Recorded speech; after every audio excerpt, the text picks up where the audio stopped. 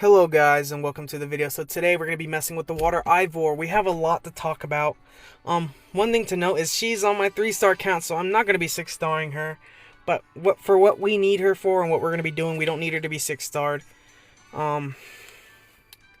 So I've been doing a little bit of my own research on this gal because, believe it or not, I think she is one of the better Nat 5 collab monsters. I think she's one of the best, like, top 3, top 4 collab monsters in this event, and you'll see as to why.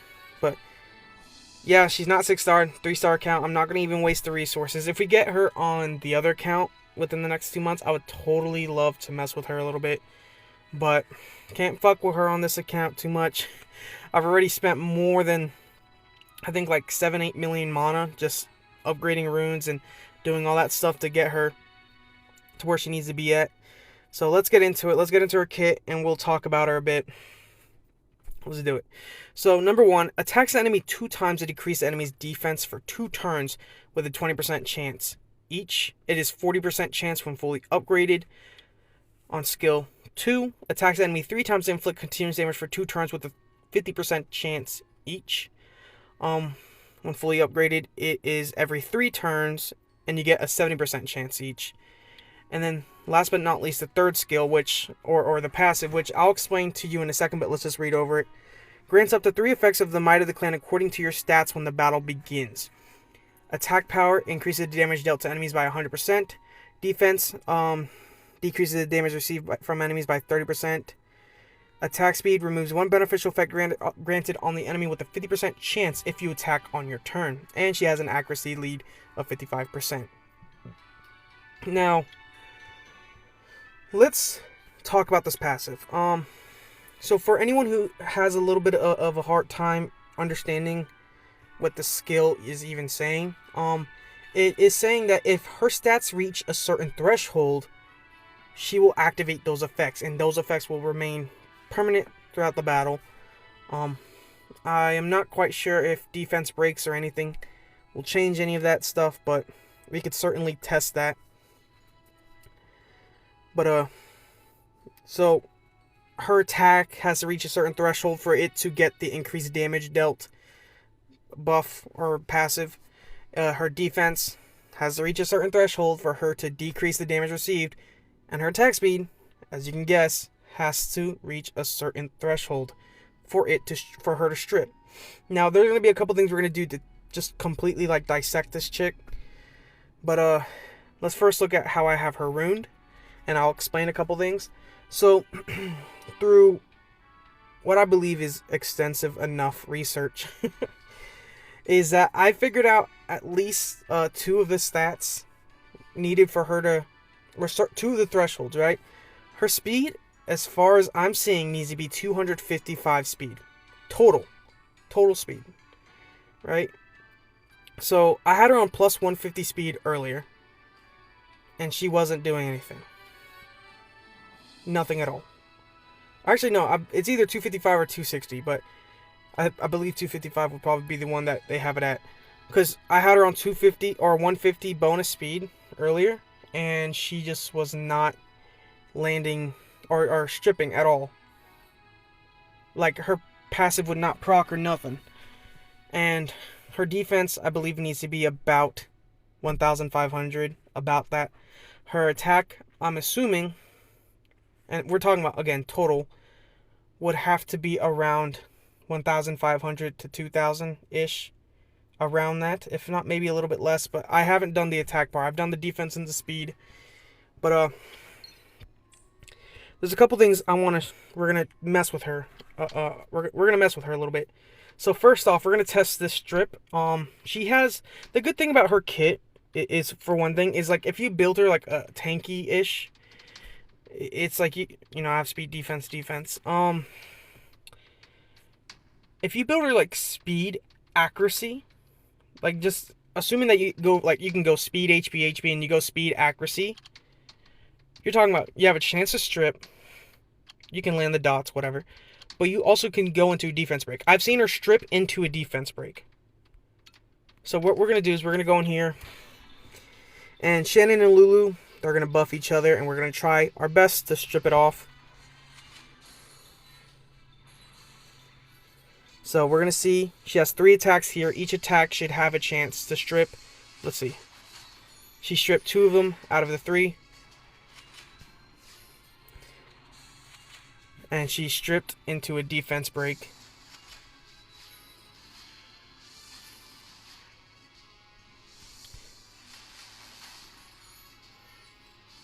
Okay.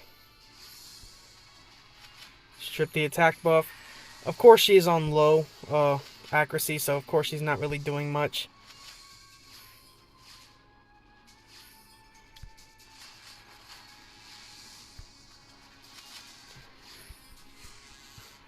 But you see she was stripping. They're not putting buffs on right now. So we'll do this one more time. I'm not going to waste you guys' time being here 20 minutes seeing the same crap over and over. So she stripped 2 buffs off. As you can see, I think that is pretty good, right? You're talking about, not only is it just like a skill 1 strip, which a skill 1 multi-hit strip is already good enough, but it's a strip throughout her entire kit. So no matter when she's attacking, no matter what, she's stripping. Which, I mean, like, the potential for this is it's crazy, right? It's just like, you could put her on revenge, so she sees like revenge stripping, which I know sounds stupid, but could. You could have her on many different builds. But stripping, not only that, but it's like stripping on skill 1, so stripping into a defense break is insane. So it is to me at the very least. Where is she? So what we're gonna do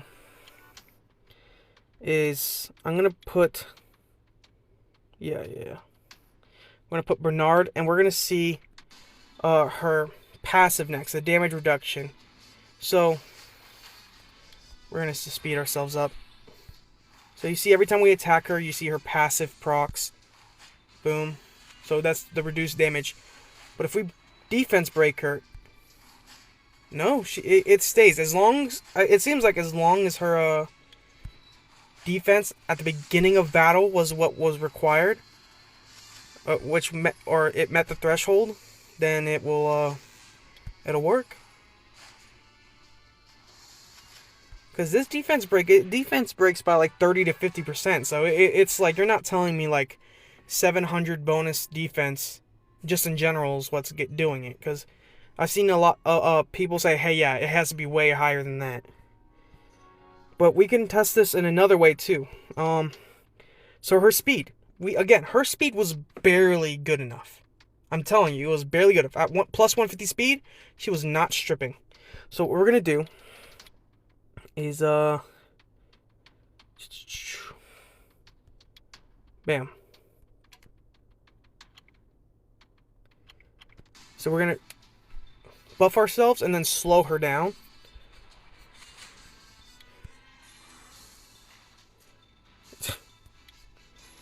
Buff ourselves and slow her down. We have literally 3 units that can do this. Okay.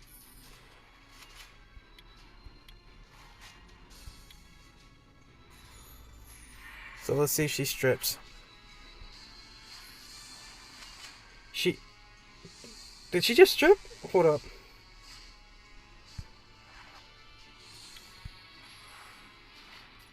Okay. We're gonna let her get out of that one.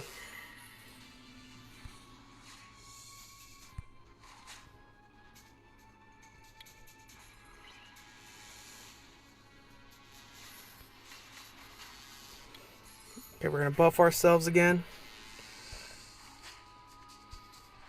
I gotta slow it down. Yeah, she stripped, regardless. Regardless, she will still strip. As long as her stats, when she enters the battle, reach the requirements, it doesn't matter if they defense break us, it doesn't matter if they attack break us, or slow our speed. She will still strip, or reduce the damage, or deal increased damage, regardless. Which, that is good to know. I feel like that was an important thing to know, because it would have sucked if it's like you enter and it's like, hey, you have the speed, but someone speed breaks you or slows you or whatever, and then it's like, now you no longer have to strip. But this is also bad, because it's like, it would seem that if you enter the battle and your stats aren't it, and you were like, hey, maybe I could have brought a Megan to defense buff me, or a Shannon to defense, to give me a defense buff, or Bernard to give me that speed buff so I can barely meet those requirements. It's not happening. You have to have these before you enter the battle. Now, what you could do is you could potentially do something like this with an attack speed lead or an attack buff lead. And since technically you're getting that lead before the battle, I think that would definitely work. But, yeah, that is one thing to note. So, what we're going to do now is enter B10. We don't have accuracy. Oh, I'll be back. God damn it, I'll be back. Okay, so as you can see here, we've taken away one of our defense runes and we've replaced it with an accuracy rune right here. Not the best accuracy rune, but it works for the time being. This theoretically should help us with the how would you say it?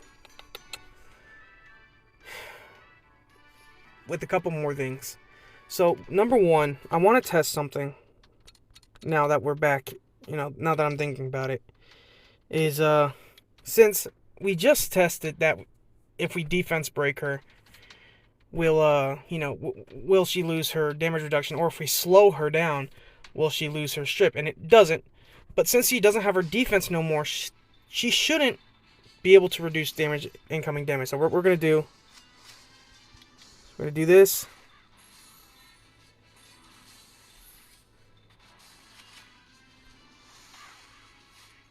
So you see, it doesn't proc that.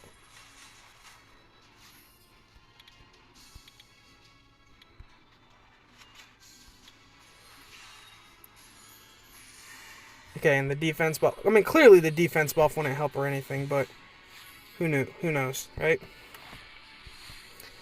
So now I kind of want to see the accuracy at play a little bit more. I mean, we're at 84 accuracy. Ooh.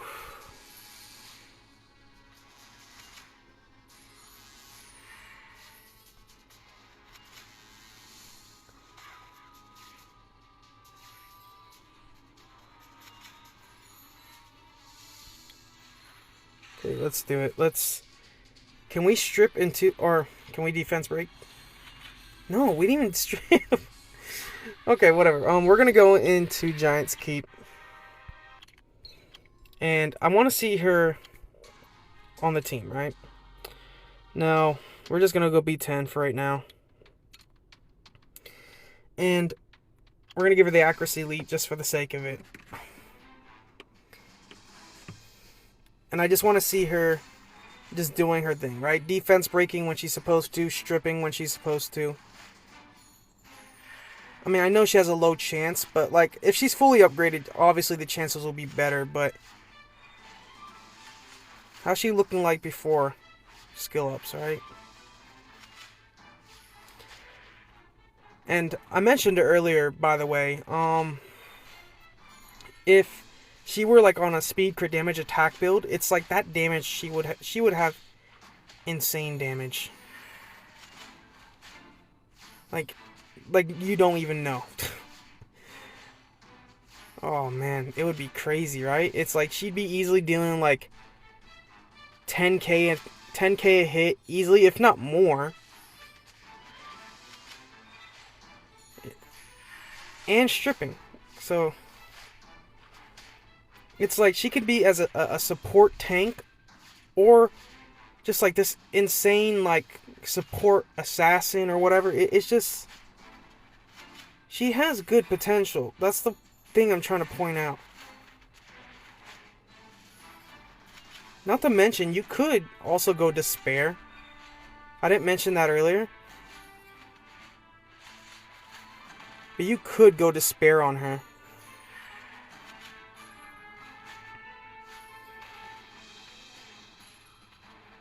There we go. There's a strip. You could go Despair on her and then like take her into like arena, stripping, stunning, defense breaking. It's just all in one is just like I would love to. Oh my gosh, man! If I can get her on the other account, I promise you, I'm gonna try it. I'm gonna try it all. But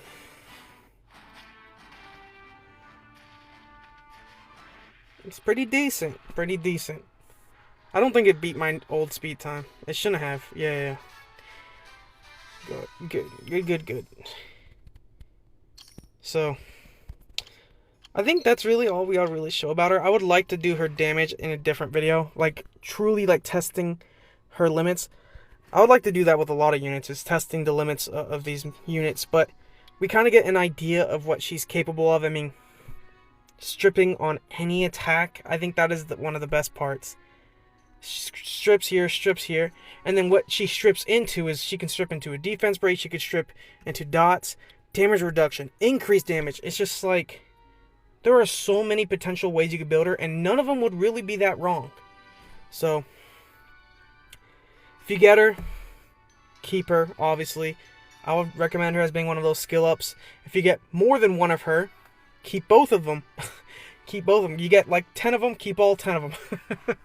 She's not that good, but I'd at least keep like 2 or 3 of them, right? But yeah, that's gonna be it. That's gonna be my review of the Water Ivor, potentially the best unit in the collab so far.